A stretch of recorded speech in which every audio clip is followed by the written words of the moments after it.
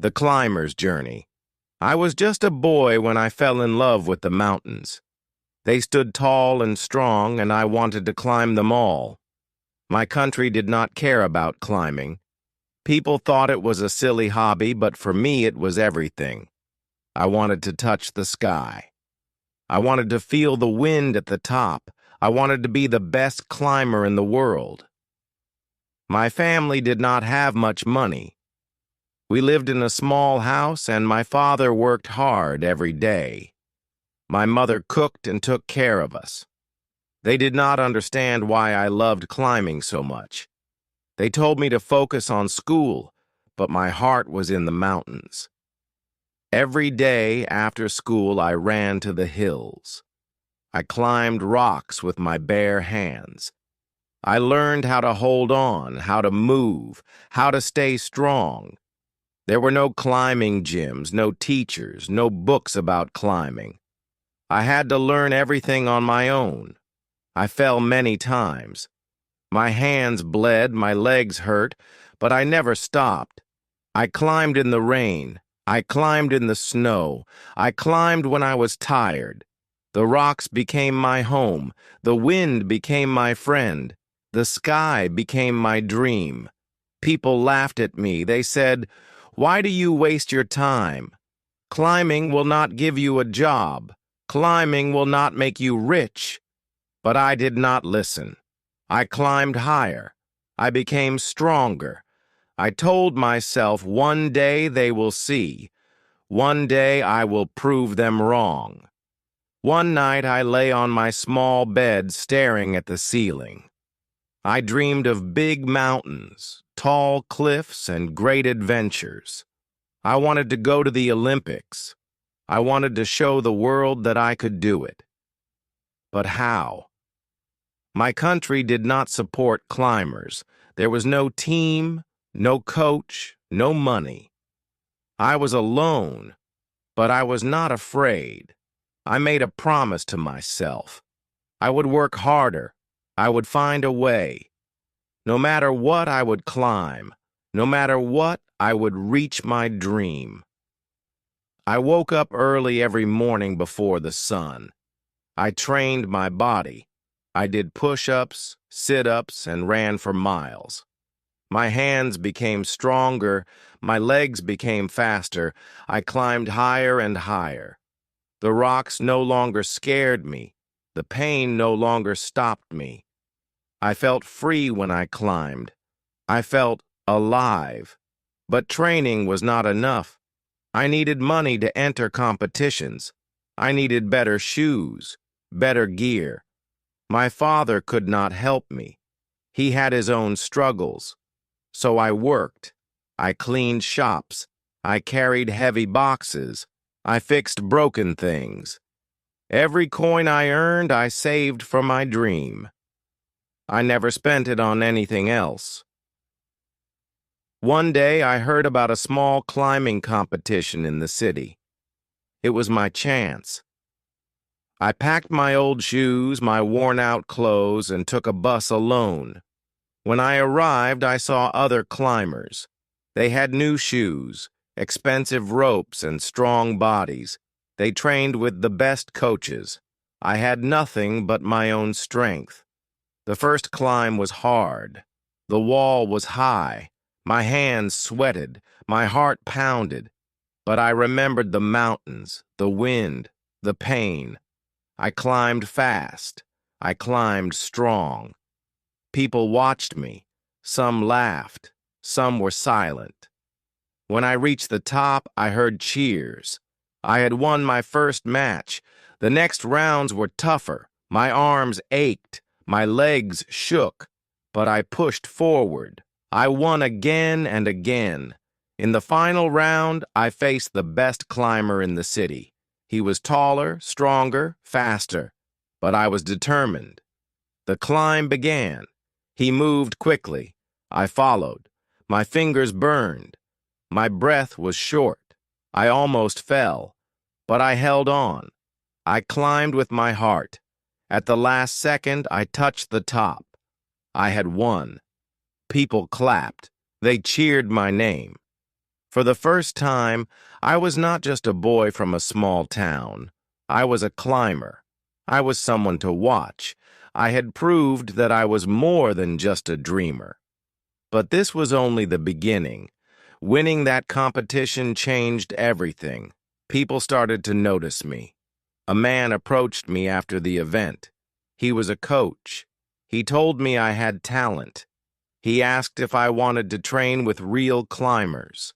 My heart raced. This was my chance. But then he said something that made my chest tighten. "Training is not free," he said. "You need money." I smiled. But inside I felt pain. I had no money. My family had no extra coins. I thanked him and walked away. But I did not lose hope. I worked harder. I cleaned more shops. I lifted heavier boxes. I trained late at night under the stars. My hands bled. My muscles screamed. But I did not stop. Months passed. I entered more competitions. Some I won, some I lost. But every time, I learned something new. I learned how to move faster. I learned how to grip better. I learned how to fall and get back up. One day, I received a letter. It was from a big sports organization. They had seen my climbs. They wanted to help me. They offered me a small scholarship to train in a real gym. My hands shook as I read the words. This was my dream coming true. I traveled to the city again. The gym was huge. The walls were taller than anything I had climbed before. The other climbers were strong, experienced, and fast. They looked at me, a boy from a small town with old shoes and tired eyes. Some laughed, some ignored me. But I didn't care. Training was harder than anything I had ever done. The coach pushed me beyond my limits. "Faster!" he shouted. "Stronger!" he demanded. My arms ached. My legs burned. But I never gave up. I climbed until my fingers could hold no more. I fell. I got up. And I climbed again.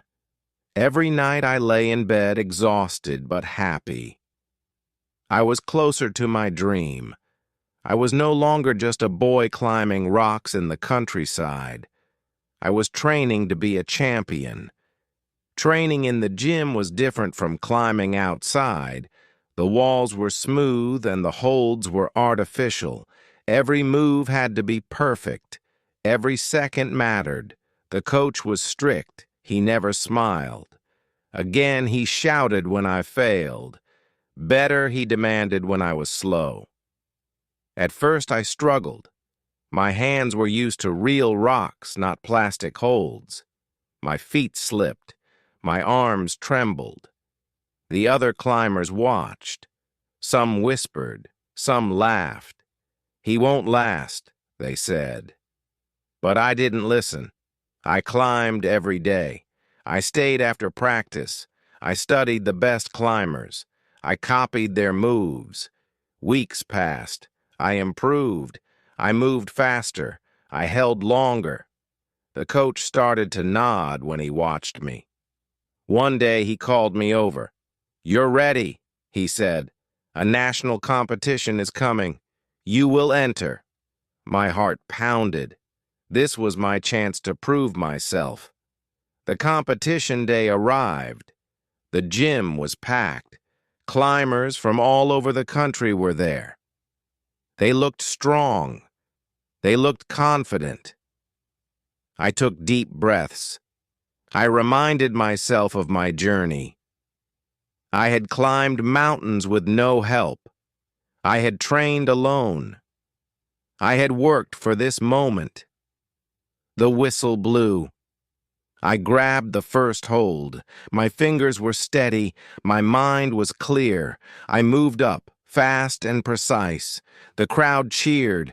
I didn't hear them. I focused, one move at a time. My hands burned, my legs ached, but I pushed forward. The final hold was near. My arms felt heavy. I reached out. My fingers wrapped around the last grip. The buzzer sounded. I had finished the route. I looked down. The crowd was on their feet. The coach gave me a small smile. I had done, I had proven myself. But this was just the beginning. There were bigger challenges ahead. The real test was still to come. Winning the national competition changed everything. People noticed me. Reporters asked questions. How did you train? Who is your coach? What is your next goal? My name was in the newspapers. My small town was proud, but I knew this was only the start. I had a bigger dream, the Olympics. But getting there was not easy.